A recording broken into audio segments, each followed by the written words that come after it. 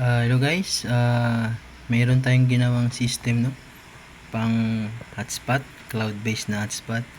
So parang 1Pi siya, pero instead na sa MikroTik yung user management at saka bandwidth consumption na mga data, profile at saka etc. is nasa cloud na tayo. So good for small ISP. Ito voucher based lang ito, no, naka username and password lang po. So setup natin is meron tayong Hexlite, ISP1, ISP2. Ito naman is connected ito sa Mercosys natin. Ito naka router mode siya. Then itong yellow na naman is naka-connect siya sa relay natin na naka AP. So ito yung sa PC ko, rekta. Kasi wala na tayong port dito eh. So dito. So ngayon guys is ito yung relay natin na naka AP mode. Ito naman yung naka router mode. Ito yung PC natin. So ngayon yung naka router mode ito yung Mercosys. Ito, same sila. So ang mangyayari is pag merong magko-connect dito sa Mercosys, si Mercosys na ang magbibigay ng IP kasi naka-router mode to. Pero yung speed ng Mercosys natin is 2 Mbps, 2 Mbps lang. So para siyang naka PPOE na hotspot. So ito automatic to na mag-a-appear. At hindi mo yan madi-delete.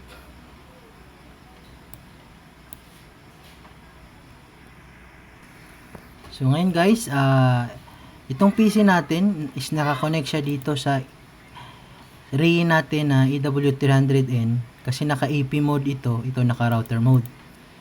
So ngayon ko-connect tayo sa internet. So pag magi-internet tayo, wala yang internet kasi hindi pa tayo naka-authenticate. Doon sa settings ko, yung sa LAN, manual talaga silang maglalagay ng 192.168.88.1 kasi ito yung gateway na ng hotspot ko for presentation purposes po ito So meron tayong login natin yan, connect tayo. So meron na tayong internet. So pag mag-browse na tayo YouTube, meron na. So meron na tayong pero pag pupunta ka dito sa Simple Queue, hindi yan siya nag-appear dito. Kasi yung account na ginamit ko is wala yung limit. So pag magi-speed test tayo,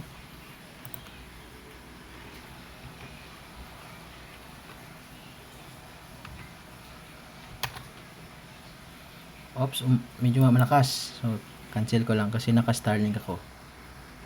Ngayon guys, log out na natin guys.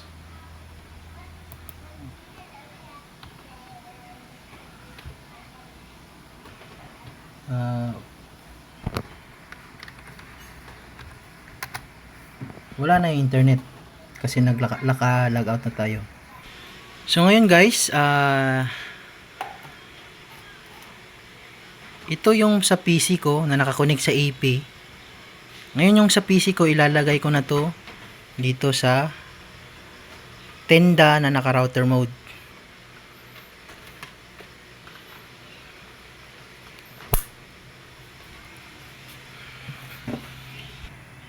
So naka-connect na tayo sa isang router natin, no. So kung magpa-pass.com tayo, meron na yung speed, pero ang speed niya is naka-depende doon sa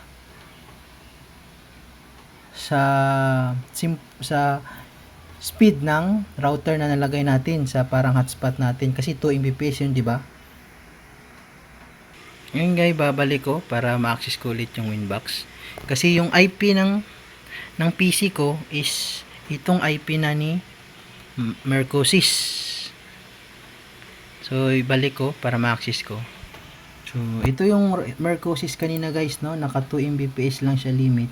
So, yun nangyari, 2 Mbps lang.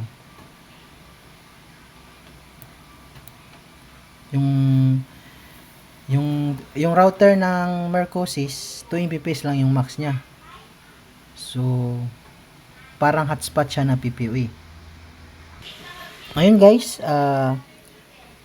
kukonek tayo sa via cellphone. So, kukonek tayo dito sa RAI natin. Nakakonect na siya. Actually, i-remove muna natin to, no? Forget. So, pag titingnan mo, wala pang nakalagay dyan. So, ito, pupunta tayo sa RAI. RAI na naka-AP mode. So, yung password lang nito is 1, 2, 3, 4, 5, 6, 7, 8. So, naka-password lang siya kasi para makagamit, ang makakonect lang is yung mga client ko. So, ngayon magla-login tayo dito. Ang gagamitin ko na account is yung may limit talaga. So, mag-a-appear dapat yung dito. Yung queue. So, hello guys. Lalagin ko na guys ha.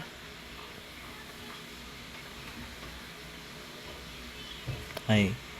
Click natin guys. Wait lang ha.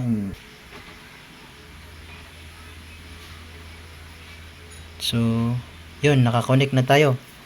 So, ang mangyayari dyan, pag pupunta dyan sa hotspot, ito na yung cellphone natin. So, pag pupunta tayo sa DHCP server, ito yung bago, Android 250. Ito. So,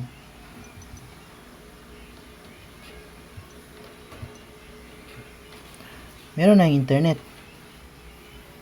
So, ngayon guys, kung halimbawa, gusto nyo itong i-delete nyo to. So, yung profile niya guys, depende kung anong lalagay nyo sa user. Yun lang yung speed. Malalagay natin guys, no? And di-delete natin to. So, hindi mo yan madi-delete.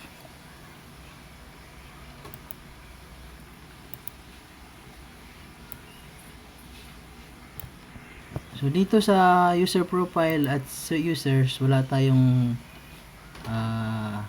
user guys ha. So, ito lang po yung ating cloud-based na setup para po sa isang PPOE at saka hotspot. So, ngayon guys, naka dual ISP pala yung guys, no? So, pwede tayong gagawa guys, no? Na gagawa ka ng isang bridge, tapos yung PPOE mo ilalagay mo dito. Pwede mo ding ilalagay yung mga AP mo na gagamitan mo ng VLAN. So, depende na yan sa setup. So, thank you. Salamat po.